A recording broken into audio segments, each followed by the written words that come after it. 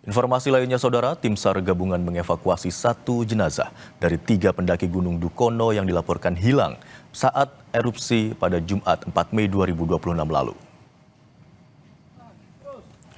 Satu jenazah pendaki dievakuasi tim SAR gabungan dari atas puncak kawah Gunung Dukono.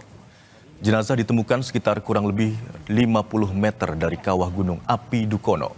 Sementara itu, 2 jenazah korban lainnya juga telah ditemukan, namun belum dapat dievakuasi karena kondisi Gunung Dukono yang masih erupsi.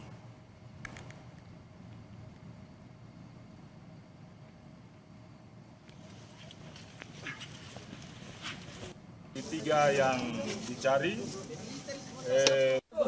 tim SAR gabungan berhasil mengevakuasi satu orang jenazah. Namun kami belum bisa memastikan jenazah tersebut siapa, dan dalam proses identifikasi nanti di rumah sakit.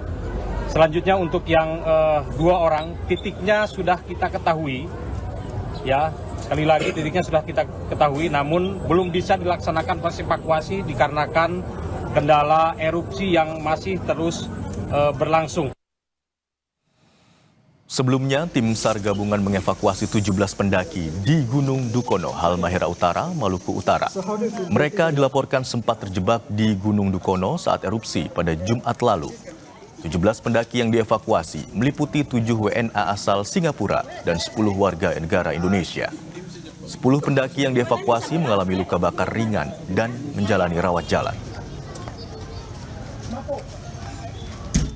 Kesehatan terhadap 10 orang itu, 3 warga negara Indonesia dan 7 warga negara Singapura.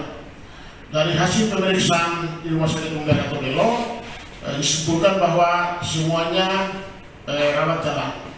Mereka rata-rata luka bakar. Sebelumnya, Gunung Dukono di Halmahera Utara erupsi pada Jumat pagi. Erupsi abu vulkanik mencapai ketinggian 10.000 meter. Saat itu, aktivitas erupsi terekam di seismograf dengan durasi hampir 16 menit. Disertai dengan suara dentuman lemah hingga kuat. Akibat erupsi, masyarakat dan wisatawan diminta tidak beraktivitas sementara dalam radius 4 km dari Kawah Malupang Warirang. Selamat pagi semuanya. Di hari Jumat ini kembali lagi